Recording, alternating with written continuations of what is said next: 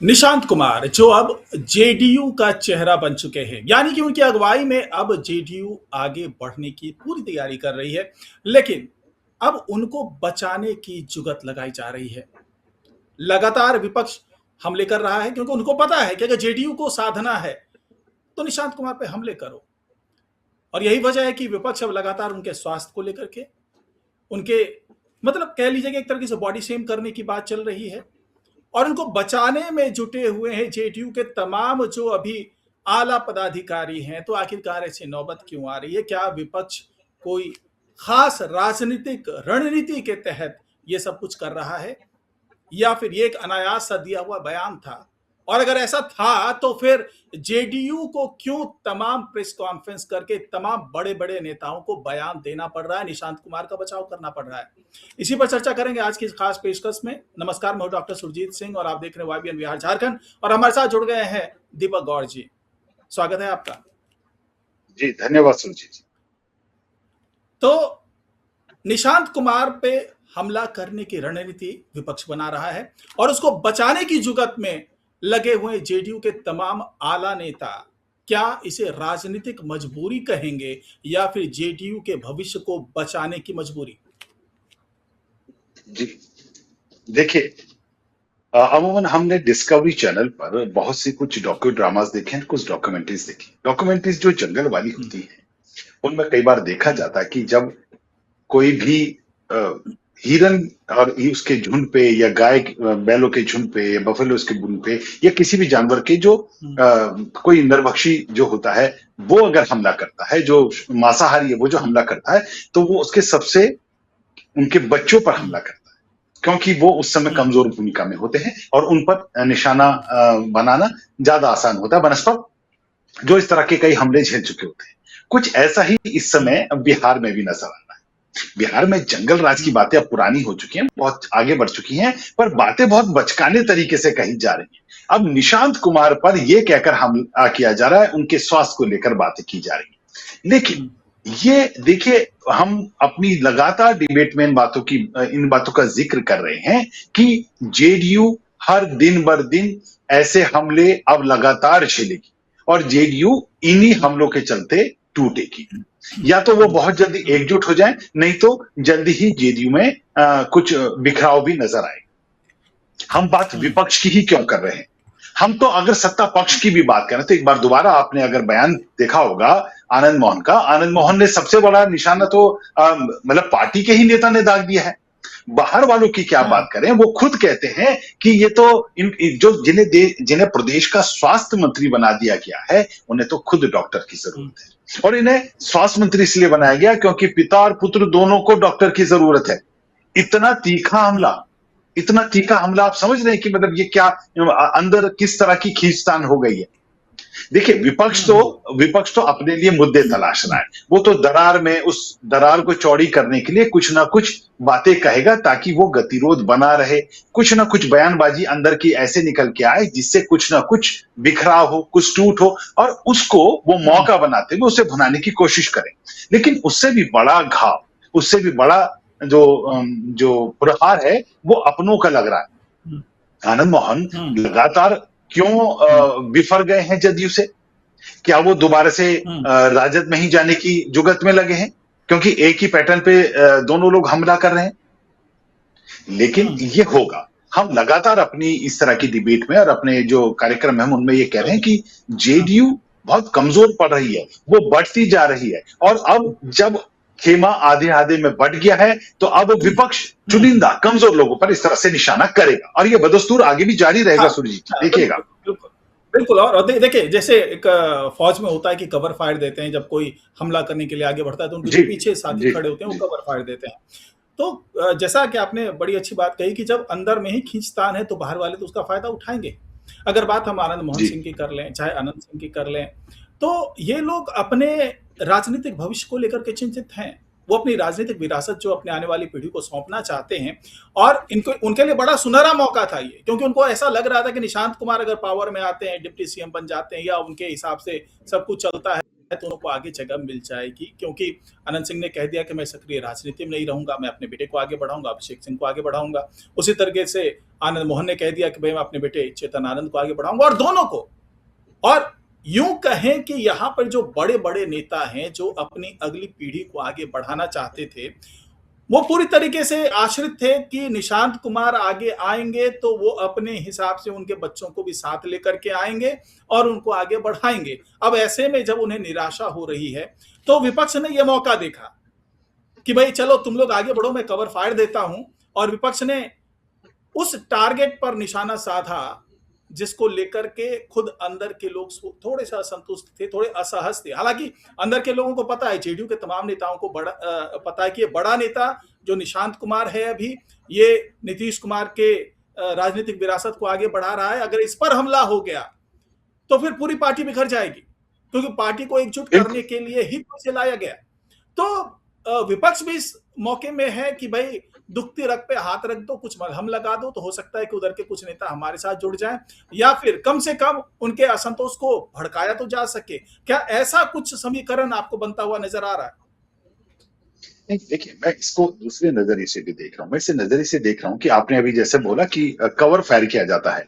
मैं उसी पर एक बार आता हूँ कि जब जब बड़े असले से हमला हो रहा हो तो गोलियों से कवर फायर नहीं किया जाता है, उसके लिए फिर एक दूसरी रणनीति बनाई जाती है। यहाँ श्रवण कुमार जिस तरह से निशांत कुमार के बचाव में आकर जो बयान देते हुए नजर आए, वो भी थोड़े बचकाने ही मुझे नजर आए, बहुत कच्चे बयान नजर आए। जबकि आप एक बहुत वरिष्ठ नेता हैं, आपके पास एक पद है, आप बहुत जदयू के सर्वमान्य नेता हैं, लेकिन आप क्या कहते हैं कि जी कुछ लोग जिम जाकर 3 घंटे पसीना बहाकर काम अपना चलाते हैं, फिट रहते हैं, कुछ लोग घूमकर अपना फिट रहते हैं, टहलते हैं।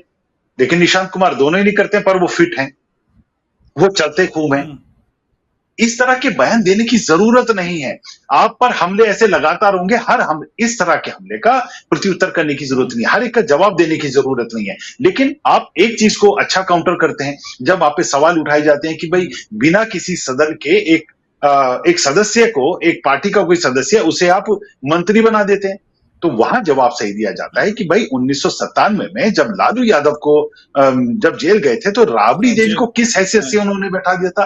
तो ये इस तरह के बयान ठीक है, लेकिन लेकिन देखिए, जिस तरह की तस्वीरें, जिस तरह के वीडियोस, जिस तरह की भाव भंगिमा, जिस तरह के अभी इनकी जो यात्रा थी निशांत की, जो हालांकि बहुत कम ही चल पाई, उस यात्रा के दौरान उनकी जो भाव भंगिमा थी, उस भाव भंगिमा को लेकर विपक्ष निशाना साधे, वो कहेगा, क्योंकि हर बात सही है, हर आदमी का अपना चरित्र एक अलग होता है, से अपना अलग होता है, कहने का, बोलने का, बैठने का, चलने का, सबका तरीका अलग अलग होता है, लेकिन उससे उनकी बुद्धिमत्ता को, उनके ज्ञान का आकलन नहीं किया जा सकता है। हॉकिंस स्टीफन जो थे, सबसे बड़े वैज्ञानिक कहे जाते हैं, वो तो व्हील चेयर पे बैठे रहते थे। तो उनके देखिए दिमाग को उससे नहीं, ये हमला करने वालों की कमजोरी है कि वो किस चीज पे हमला कर रहे हैं।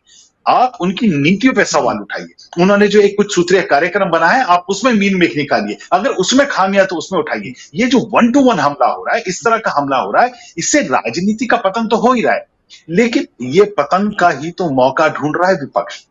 वो इसी तरह का तो, क्योंकि देखिए पिछले जब से सरकार बनी है, आप जो विपक्ष था, विपक्ष के 2 लोगों का नाम, 3 लोगों का नाम किसी बड़े मुद्दे पे, किसी बड़ी चर्चा पे आपने सुना? क्या कांग्रेस के किसी बड़े नेता का आपने नाम सुना? क्या लेफ्ट के किसी बड़े नेता का नाम सुना? क्या मुकेश सहनी भले ही 1-2 मुद्दों पर बोलते हुए नजर आए, लेकिन क्या तेजस्वी यादव का आपने कोई बयान सुना? या राजद के किसी बड़े नेता का आपने कोई बयान सुना? क्या ओवैसी का आपने कोई बयान सुना? या दूसरी और जो 1-2 पार्टियां थी बिहार के इस परिप्रेक्ष्य में नहीं सुना। पूरी मीडिया, पूरी कवरेज, सारा जो फोकस सम्राट चौधरी थे, विजय सिन्हा थे, और उन्होंने अपने इर्द गिर्द ही बनाया हुआ, जानबूझ की जदयू को अभी बैकड्रॉप पे रखा हुआ है, क्योंकि जदयू इस समय थोड़ा वीकर पॉइंट पे चल रही है। अगर हमला होगा तो हमला पूरा संगठित होगा, और संगठित हमला मतलब पूरा एनडीए पर होगा, और एनडीए पर हमला होगा तो फिर बीजेपी को भी बोलना पड़ेगा, और बीजेपी अगर नहीं बोलती है तो फिर और ज्यादा ये मामला बढ़ेगा। तो इसलिए वो सबसे कमजोर कड़ी, एनडीए की सबसे कमजोर कड़ी निशांत पर हमला कर रहे हैं। लेकिन इस समय बहुत जरूरत है कि एनडीए को भी एक मजबूत तरीके से अपनी बात कहें, और जिस तरह से ये हमले विपक्ष कर रहा है, ये बहुत ही राजनीति का गिरता हुआ स्तर इसमें नजर आ रहा है। हाँ, देखिए, और सबसे बड़ी बात यह है कि आप कह रहे हैं कि बीजेपी को भी आगे आना चाहिए, लेकिन बीजेपी बहुत ज्यादा देखिए, एनडीए में हैं, सभी एक दूसरे के साथ जुड़े हुए हैं, घटक दल हैं। लेकिन मुझे नहीं लगता कि बीजेपी भी चाहेगी कि आने वाले दिनों में जो निशांत कुमार है उसकी शख्सियत नीतीश कुमार के तरीके से बड़ी हो जाए। ये तो मुझे नहीं लगता है कि बीजेपी भी चाहेगी। और दूसरी सबसे बड़ी बात ये है कि यहाँ पर लड़ाई वर्तमान की है ही नहीं, लड़ाई यहाँ भविष्य को लेकर के है। यहाँ पर अगर बिहार के केवल राजनीतिक परिदृश्य की बात करें तो 3 बड़े नेता हुए, मतलब समकालीन स्थितियों की बात कर रहे हैं तो उसमें लालू यादव बड़े नेता हुए, रामविलास पासवान बड़े नेता हुए, नीतीश कुमार बड़े नेता हुए, तीनों जेपी आंदोलन की देन है। तो जब ये तीनों नेता बड़े आते हैं, अलग अलग राजनीति करते नजर आते हैं। रामविलास पासवान यहाँ पे राज्य में बहुत ज्यादा राजनीति नहीं कर पाते हैं, वो केंद्र की राजनीति करते हैं। और जो लालू यादव हैं वो यहाँ बड़े नेता के तौर पर एस्टैब्लिश होते हैं, मुख्यमंत्री बनते हैं। उसके बाद नीतीश कुमार का युग आता है, वो मुख्यमंत्री बनते हैं। और अब राजनीतिक भविष्य की बात करें तो रामविलास पासवान के बेटे चिराग पासवान आते हैं राजनीति में। उधर लालू यादव के दोनों बेटे तेजस्वी यादव, तेज प्रताप यादव, उधर बेटियां भी मीसा भारती, रोहिणी आचार्य, सब ये आती हैं इसमें। तो भविष्य की चिंता पहले अब नजर आ रही है। और ये इन लोगों को ये लग रहा था कि भाई नीतीश कुमार जो कि वंशवाद और परिवारवाद का विरोध कर रहे हैं तो वो अपने बेटे को आगे लाएंगे नहीं, यानी कि इनका जो राजनीतिक सफर है वो खत्म हो जाएगा। तो अगली बागडोर, और अगर चिराग पासवान की बात करें तो वो अपने पिता की तरह केंद्रीय राजनीति में मशगूल हैं। तो सबसे ज्यादा जो राजनीतिक भविष्य सुरक्षित नजर आ रहा था वो तेजस्वी यादव और तेज प्रताप यादव को अपना नजर आ रहा था। लेकिन अब जिस तरीके से निशांत कुमार इस खेल में आ गए हैं तो सबसे ज्यादा दर्द तो तेजस्वी यादव को हो रहा है कि भैया अब तो नीतीश कुमार के भी आ गए सामने, तो अब तो मुझे सीधे सीधे फाइट करनी होगी। अगर बीजेपी को साइड भी कर दिया जाए तो आमने सामने का मुकाबला है, तो क्यों ना ऐसा करो कि इसको वटवृक्ष बनने से पहले खत्म कर दो। तो ये मजबूरी भी क्या आपको नहीं नजर आती कि ऐसी मजबूरी भी हो सकती है? नहीं, देखिए, जिस समय पे आपने जो बात कही कि रामविलास पासवान थे, उसके बाद लालू यादव थे, या उस समय तीसरे जो नेता थे, मैं तो इसमें सुशील मोदी का भी नाम ऐड करना चाहूंगा, हालांकि उनकी पीढ़ी आगे नहीं गई। वो दौर बिल्कुल अलग था। उस समय समाजवाद प्रचंड में था और लोहिया वाली विचारधारा से लालू अपना उधर प्रभावित हो गए, और उसी तरह से कर्पूरी ठाकुर वाली विचारधारा से अलग जदयू और ये अलग उसमें चले गए। लेकिन आज की विचारधारा एक नए उस पे चल रही है। उसमें परिवारवाद की जगह नहीं थी, उस सबके बावजूद ये परिवारवाद पूरी तरह से फल फूल रहा है। बिहार में तो अच्छी तरह से फल फूल रहा ही है। सब लोगों ने अपनी नेक्स्ट जनरेशन को स्टैब्लिश कर दिया और अच्छे से स्टैब्लिश कर दिया। जाते जाते जो आरोप, जो सबसे बड़ा प्राउड मोमेंट जेडीयू के लिए या नीतीश कुमार के लिए हुआ करता था, वो भी हो गया। अब भले ही जेडीयू ये कहती फिरे कि ये नीतीश कुमार की चॉइस नहीं, ये पार्टी की चॉइस है। पार्टी की ये मांग थी कि निशांत कुमार आए, तो हम पार्टी के उन नेताओं से पूछना चाहेंगे, भाई आप हमें बताइए उन्होंने कैसे आपका मार्गदर्शन कर दिया, आप उनकी कौन सी कला से प्रभावित हो गए, उनके अंदर कौन सा ऐसा ओजवान, उनका भाषण आपने सुन लिया या उनकी विचारधारा आपने सुन ली, या समाजवाद पे या समाजशास्त्र पे या इकोनॉमी पे या किस फोरम पे उनके किस भाव से आप इतने प्रभावित हुए कि आपने उन्हें अपना नेता चुन लिया। सीधी सी बात है भाई, पैतृक विरासत जो है उसको आपने कैरी किया है। हर आदमी अपनी कुर्सी को सुरक्षित रखने के लिए सपोर्टिंग में आया। 2 धड़े बट गए, 2 धड़े इसलिए ही बटे क्योंकि आधे लोग जो समझते थे कि नीतीश कुमार के जाने के बाद पार्टी की कमान हमारे पास होगी, पार्टी की जिम्मेदारी हमारे पास होगी और हमें बना बनाया एक बड़ा साम्राज्य मिल सकता है, क्योंकि उन्होंने कैरी नहीं किया था। लेकिन जाते जाते नीतीश कुमार भी एक बड़ा दाव तो खेल ही गए। कोई माने ना माने ये बातें, हालांकि लगातार जब उनसे पूछा जाता था नीतीश कुमार से कि भाई अपनी बेटे को लेके क्या, तो वो कभी भी बहुत प्रो नजर नहीं आए। लेकिन राज्यसभा जाने से पहले उन्होंने वो कर दिया ना जो वो चाहते थे, और वो होता हुआ दिख भी रहा है। लेकिन सवाल उठेंगे क्योंकि उनकी ग्रूमिंग उस तरह से नहीं हुई। पिता के रहते रहते तेजस्वी और तेज प्रताप, जिस तरह से, मैं भले ही तेज प्रताप यादव को उतना वो नहीं मानूं, पर तेजस्वी यादव एक बड़बोले नेता से एक सदैव वक्ता के तौर पर वो बात करते हुए नजर आते हैं। आप उनको सदन में सुनिए, वो सार्वघरिक शरबतों के साथ भी तंज और व्यंग दोनों मारने में नहीं चूकते हैं। आप रामविलास पासवान को सुनिए, रामविलास माफ कीजिएगा, चिराग पासवान को भी आप सुनिए। चिराग पासवान भी जिस तरह से बात करते हैं वो सदी हुई स्थिर बात करते हैं। आप दूसरे नेताओं को, आप दीपक को जो है उनकी बात सुनिए, आप और नेताओं के बच्चों की बात सुनिए, उनको बहुत स्थिर भाव से संतोष सुमन की वो बात। सोच समझकर, हाँ, और सियासत पे बहुत सोच समझकर बात करते नजर आते हैं। लेकिन कोई एक बयान, क्या किसी ने एक सार्वजनिक मंच पे खड़े होके निशांत कुमार ने क्या जनसभा को संबोधित करते हुए जिनसे उनकी आइडियोलॉजी, जिनकी उनकी फिलॉसफी किसी को पता तो चले? अभी किसी को पता ही नहीं है। मैं बिहार के क्या कहते हैं 70% या 80% या 90% पत्रकारों से भी इस बारे में पूछना चाहूंगा कि क्या वो बहुत अच्छे से निशांत कुमार को जानते हैं? क्या निशांत कुमार से उनकी बहुत अच्छे संवाद हुए हैं? क्या 1-to-1 किसी इंटरव्यू में वो किसी एक वरिष्ठ पत्रकार को भी, उनकी जिज्ञासाओं को भी शांत करने के अभी भूमिका इतनी निभा पाएंगे? शायद अभी समय लगेगा। क्यों? क्योंकि वो धीरे धीरे लेकिन ग्रूम लेकिन हो लेकिन रहे हैं। लेकिन और ग्रूम, दीपक जी, जी मैं यहाँ पे जी एक आपको रोकना चाह रहा हूँ। मैं ये समझना चाह रहा हूँ, देखिए आपने बिल्कुल सही बात की, सधी हुई बात की, लेकिन यहाँ पर क्या हम निशांत कुमार के साथ नाइंसाफी नहीं कर रहे हैं, क्योंकि हम तुलना कर रहे हैं तेजस्वी यादव से, तुलना कर रहे हैं तेज प्रताप यादव से, तुलना कर रहे हैं हम चिराग पासवान से, जो ऑलरेडी 10 साल खपा चुके हैं राजनीति में, और ये नई आई हुई पौध है। अगर हम 10 साल पीछे जाते हैं, 10 साल पहले के तेजस्वी यादव को देखते हैं, 10 साल पहले के चिराग पासवान को देखते हैं, तब हम कंपैरिजन करते हैं निशांत कुमार के साथ में, तो वो थोड़ा न्यायोचित सा लगेगा। लेकिन अभी जो बिल्कुल मजे हुए खिलाड़ी सब हैं, राजनीति उतार चढ़ाव सब कुछ देख चुका, मंत्रालय संभाल चुके, केंद्र की राजनीति कर चुके हैं, और उनकी तुलना हम उस नए व्यक्ति से कर रहे हैं जिन्होंने अभी तक एक चुनाव तक नहीं लड़ा, सीधा उठा करके उनको मंत्री बना दिया गया। और हम चाह रहे हैं कि भाई ये बात वैसी ही हो गई कि भाई अभिषेक बच्चन आते हैं तो उसकी तुलना उनके पिता से की जाती है कि भाई अमिताभ बच्चन कैसे थे, और जब तेंदुलकर आते हैं, सचिन तेंदुलकर के बेटे जब आते हैं, तो उनकी तुलना जो है वो सचिन तेंदुलकर से की जाने लगती है। तो ऐसा ही कुछ लग रहा है कि अगर हम बहुत जल्दी, हालांकि ये बात भी है कि भाई अगर आपने स्वास्थ्य मंत्री बना दिया, बड़ी जिम्मेदारी दे दी, जेडीयू के नेता के तौर पे नजर आ रहे हैं, तो अपेक्षा तो की जाएगी कि भाई आपके अंदर वो क्या नैसर्गिक गुण है कि भाई आपको इतनी बड़ी जिम्मेदारी दी गई। लेकिन दूसरी तरफ उनको थोड़ा सा बेनिफिट ऑफ डाउट भी मिलना चाहिए कि ठीक है, अभी नए नए आए हैं, थोड़ा सा समय तो लगेगा उनको सीखने में। जी दीपक जी। जी, बिल्कुल बिल्कुल आपने सही बात कही, लेकिन बात निकलेगी तो दूर तक जाएगी। लोग आपसे आपकी परेशानी का सबब पूछेंगे। अरे बात वही हुई, जब आपको जदयू का एक तरह से सर्वमान्य नेता आप कह रहे हैं, अब सब जदयू के जितने नेताओं से आप बात करिए, वो निशांत कुमार को अपना सर्वमान्य नेता मानते हैं। नेता मानते हैं मतलब नीतीश कुमार का रेप्लिका, या उनका उनका उनका एक उत्तराधिकारी या उनका प्रतिनिधि, वो किसी निजी पायदान पे नहीं है।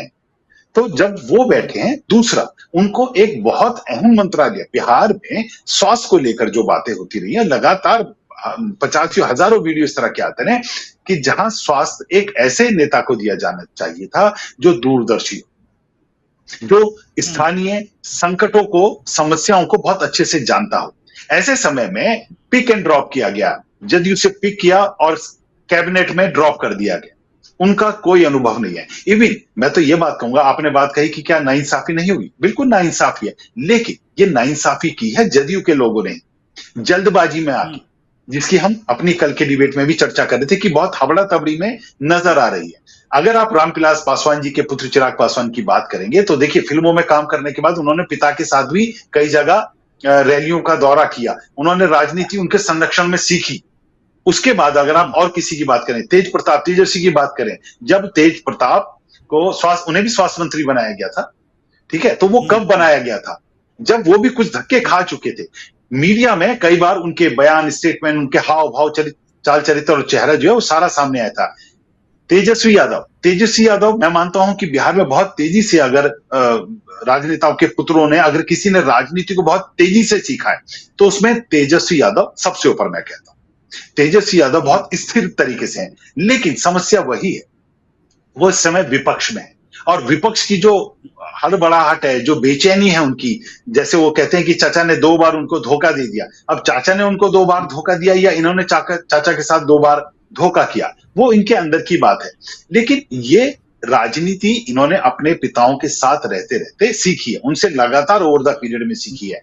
लेकिन अगर आप निशांत कुमार की बात करें तो निशांत कुमार की बहुत ओपन प्लेटफॉर्म पे कोई फुटेज क्या आपको याद आती है कि कोई पहले कोई ऐसी फुटेज आपको नजर आई हो किसी मंच पे, किसी कार्यक्रम में, किसी जश्न में, किसी समारोह में, किसी बड़े सेमिनार में? कहीं नजर नहीं आएगी। वो आते हैं बड़े शाइन किस्म के चेहरे के साथ। वो पहली बैठक में देखिए, उनके उनके पहली बैठक में जो थी, जो जेडीयू की एक बैठक थी, उसमें उनके बैठने के तरीके को लेकर भी हजारों मीम बन गए। हम्म, हजारों मीम इसलिए बन गए कि वो इतने सकुचाए हुए बैठे थे कि वो उनका कॉन्फिडेंस, एक मंत्री का कॉन्फिडेंस, जिस मंत्री के अंदर अभी वो कॉन्फिडेंस नहीं आ रहा है, तो वो कैसे इस कार्य, मतलब जो पूरा ब्यूरोक्रेसी है उसको कैसे क्या कहते हैं, पटरी पर ला पाएंगे? जो इतने बड़े बड़े काम उस मंत्रालय के होने केवल नॉलेज से नहीं हो पाएगा, वो एक एटीट्यूड से भी होगा। केवल नॉलेज से काम नहीं हम्म, हो पाएगा। नॉलेज तो जो उनके सचिव बनाए गए हैं विभाग के, उनके पास पर्याप्त नॉलेज है। तो ये क्या हम्म, डमी के तौर पे बैठा दिए गए? हाँ, ये डमी के तौर पे बैठा दिए गए। अगर डमी के तौर पे बैठा दिए गए हैं तो इन पे सवाल उठेंगे, और इनको खुद ये मजबूत होना होगा कि ये खुद से अपने ऊपर उठ रहे सवालों का तगड़ा जवाब दे पाए, रादर देन कि श्रवण हाँ, कुमार उनके हाँ, बारे में कहें कि भाई ये जिम नहीं जाते, ये वॉक नहीं करते, पर ये स्वस्थ है। तो क्या कहना चाह रहे हैं? ये स्वस्थ है, हम्म, और बहुत गोल मोल बातें करते हुए वो रैप अप करते हुए नजर आ रहे हैं। तो ये खराब है, ये खराब है। हाँ, जी सुरजीत जी। हाँ, अब देखिए, हाँ, देखिए, अब ऐसा क्या है कि हम लोग सवाल उठा रहे हैं, खुद जो विपक्ष है वो सवाल उठा रहा है, नीतीश कुमार पर सवाल उठ रहे हैं कि उन्होंने वंशवाद को बढ़ावा दिया, परिवारवाद को बढ़ावा दिया।